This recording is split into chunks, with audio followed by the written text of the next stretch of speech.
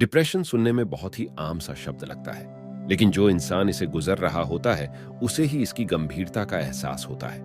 बड़े बड़े फिल्मी सितारे और फेमस लोगों को हमने अपने डिप्रेशन के बारे में बात करते हुए सुना है, लेकिन यह डिप्रेशन आखिरकार होता क्या है? साइकोलॉजी की माने तो डिप्रेशन एक आम लेकिन सीरियस मेंटल डिसऑर्डर होता है, जो कि इंसान के खुलकर सोने और एक्ट करने की क्षमता पर बड़ा प्रभाव डालता है। एक डिप्रेस्ड इंसान के अंदर लगातार उदासी, रुचि की कमी, निराशा, दोष और आत्मसम्मान में कमी जैसी फीलिंग्स पैदा होती जाती है, जिससे उसकी सामान्य दिनचर्या पूरी तरह से गड़बड़ जाती है। उसका सोशल कनेक्ट भी खत्म हो जाता है और वो लगातार अकेलेपन और अवसाद से घिरता जाता है। डिप्रेशन कोई ऐसी चीज नहीं है जिसे हम पलक झपके ही दूर कर दें। यानी कि अगर आप डिप्रेशन में हो और कोई आपसे यह कह दे कि खुद को स्ट्रांग बना लो, पूरे दिन खुश रहो, पॉजिटिव सोचो, तो इससे यह डिप्रेशन चला जाएगा, ऐसा नहीं। डिप्रेशन से बाहर निकालना आसान नहीं। कुछ ऐसे नेगेटिव इमोशंस होते हैं जिन्हें हम चाह कर भी खुद से दूर नहीं कर पाते। लेकिन क्या इसका मतलब यह हुआ कि डिप्रेशन से बाहर निकालने का कोई उपाय ही नहीं है? क्या हम अपनी तरफ से कोई कोशिश नहीं कर सकते हैं? जी नहीं, ऐसा बिल्कुल भी नहीं है। आज के इस वीडियो में हम आपको ऐसे ही कुछ प्रैक्टिकल टिप्स और स्ट्रैटेजीज बताने वाले हैं जिससे आप खुद को डिप्रेशन से बाहर निकलने में अपनी और अपने जैसे ही किसी जरूरतमंद की मदद कर सकते हैं। आइए हमेशा की तरह वीडियो की शुरुआत करते हैं एक इंटरेस्टिंग कहानी के साथ। एक बार की बात है कि दूर के किसी गांव में आनंद नाम का एक अमीर व्यापारी रहा करता था। उसका तांबे के बर्तन का बिजनेस था और वो इसमें काफी अच्छे से पैसे बना रहा था। लेकिन कुछ साल बाद उसे अपने बिजनेस में एक बहुत बड़ा लॉस हुआ और वो अमीर से सीधा एक गरीब व्यापारी बन गया। उसका पूरा बिजनेस चौपट हो गया और इसी कारण से अब वो हमेशा दुखी रहने हैं। उसे शराब की बुरी लत लग गई और उसके इस बर्ताव की वजह से उसके बीबी बच्चे भी उसे छोड़कर चले गए। आनंद इस घटना से पूरी तरह से डिप्रेस हो चुका था। उसे समझ नहीं आ रहा था कि वो करें तो आखिरकार क्या करें, और इसीलिए अपने परिस्थितियों से टांग आकर उसने आत्महत्या करने का मन बना लिया। वो अगले ही दिन एक ऊंची पहाड़ी पर जा पहुंच और वहां से छलांग लगाने की सोने लगा। इस दौरान वो काफी जोर जोर से रो और चिल्ला भी रहा था और उसकी यही चीख वहां पास से गुर्जर रहे महात्मा गौतम बुद्ध को सुनाई दी। वो अपने शिष्यों के साथ उसे पहाड़ी से गुर्जर रहे थे। जैसे ही उन्हें आनंद के रोने की आवाज सुनाई दी, वो उसकी तरफ गए और उन्होंने आनंद से पूछा, क्या हुआ, तुम इतने रो क्यों रहे हो?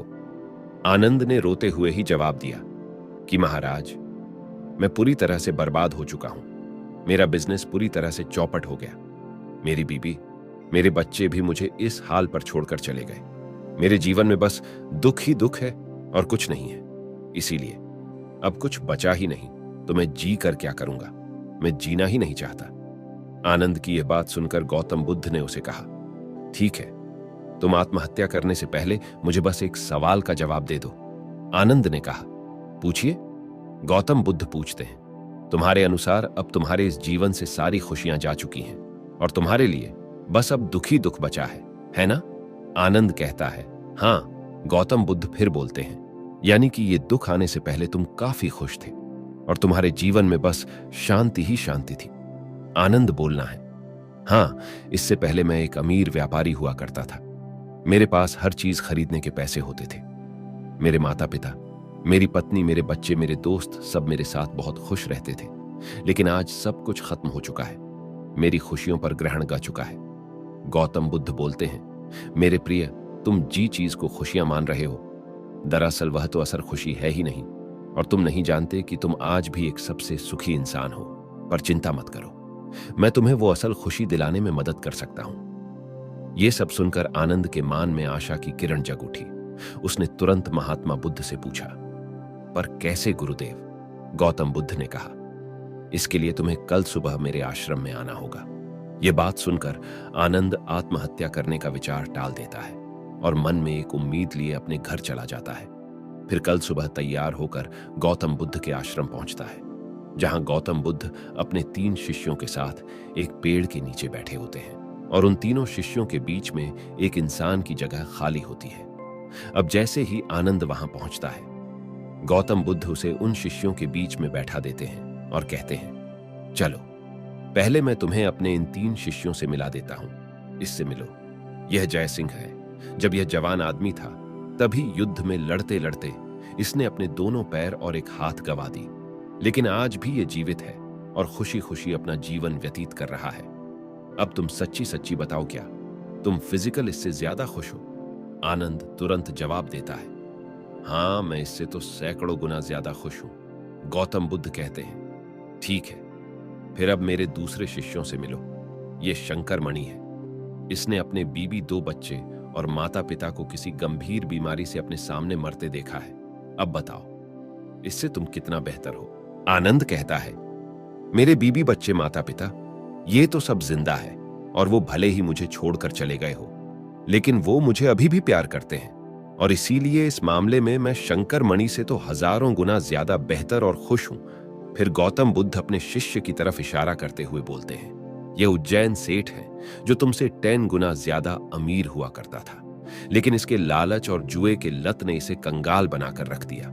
अब ये गलियों में भीख मांगने पर मजबूर हो गया है। अब बताओ, तुम इससे कितना बेहतर हो? अब तक आनंद को गौतम बुद्ध की ये बात समझ में आ गई थी। उसे एहसास हो गया था कि प्रॉब्लम उसकी लाइफ में नहीं बल्कि उसकी थिंकिंग में थी, उसके प्रोस्पेक्टिव में थी, जिसने उसे डिप्रेशन का शिकार बना दिया था।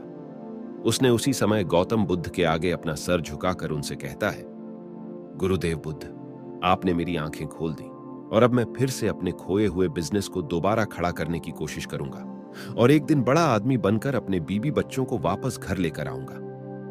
दोस्तों, आज हमारे साथ भी कुछ ऐसा ही होता है। हम अक्सर खुद को डिप्रेशन से बाहर इसलिए नहीं निकाल पाते हैं क्योंकि हम खुद को इससे बाहर निकालना ही नहीं चाहते। हम बस अपने जीवन में मौजूद परेशानियां को गिनते रहते हैं और दुखी होते रहते हैं। हमारा ध्यान परेशानियां पर होता है। हम बस उन परिस्थितियों के बारे में सोचते रहते हैं जिन पर हमारा कोई नियंत्रण ही नहीं है। हमारा ध्यान कभी इस पर जाता ही नहीं है कि हमें ईश्वर ने कितना कुछ दिया हुआ है।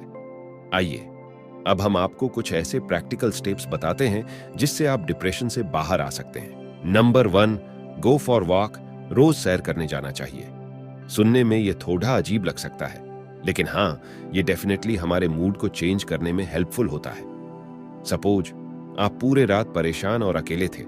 आपके दिमाग में बस नेगेटिव थॉट्स आ रहे थे, लेकिन सुबह होते ही आप फ्रेश होकर 30 मिनट के लिए वॉक पर निकले। आपने नेचर के साथ समय बिताया, ठंडी हवा ली, रास्ते में कई लोगों से बातचीत की और देखिए, मूड एकदम से बादल जाएगा और बादल जाता है।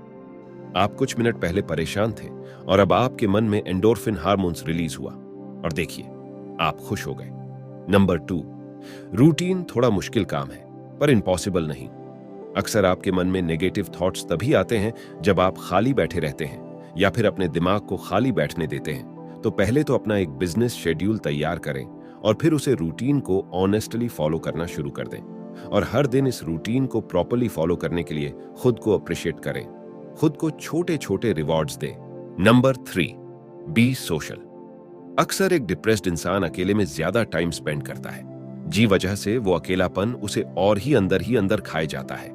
इसके बजाय अगर वो कुछ ऐसी लोगों का सपोर्ट नेटवर्क तैयार कर ले जो उसकी बात, उसकी समस्या समझ सके, तो ऐसा करके वो अपने मन के बोझ, अपनी परेशानियां को उनसे शेयर करके उन्हें कम कर सकता है, उसे बांट सकता है। नंबर 4, जीवन में किसी एक लक्ष्य का ना होना। जब भी किसी इंसान के लाइफ में कोई पर्पज खत्म हो जाता है तो वो दिशा विहीन होकर डिप्रेस्ड रहना शुरू कर देता है और यह तब होता है जब किसी इंसान की लाइफ में कोई लक्ष्य नहीं रह जाता। जीवन में निर्धारित लक्षणों का होना बहुत जरूरी है और ये लक्ष्य छोटे या बड़े हो सकते हैं, लेकिन हमें गतिशील और ऊर्जावान बनाए रखते हैं, मोटिवेटेड रखते हैं। नंबर 5, लैक ऑफ मोटिवेशन, यानी मोटिवेशन की कमी।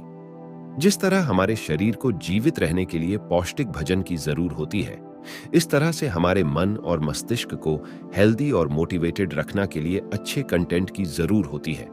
हम जैसा पढ़ते हैं, सुनते हैं और देखते हैं, वैसे ही हमारे विचार बनते जाते हैं। इसलिए रोज थोड़ी देर के लिए अच्छी किताब पढ़िए या कोई अच्छा मोटिवेशनल वीडियो देखिए, कोई अच्छा सा कंटेंट कंज्यूम करिए। उम्मीद है कि आपको इन प्रैक्टिकल टिप्स से काफी मदद मिलेगी।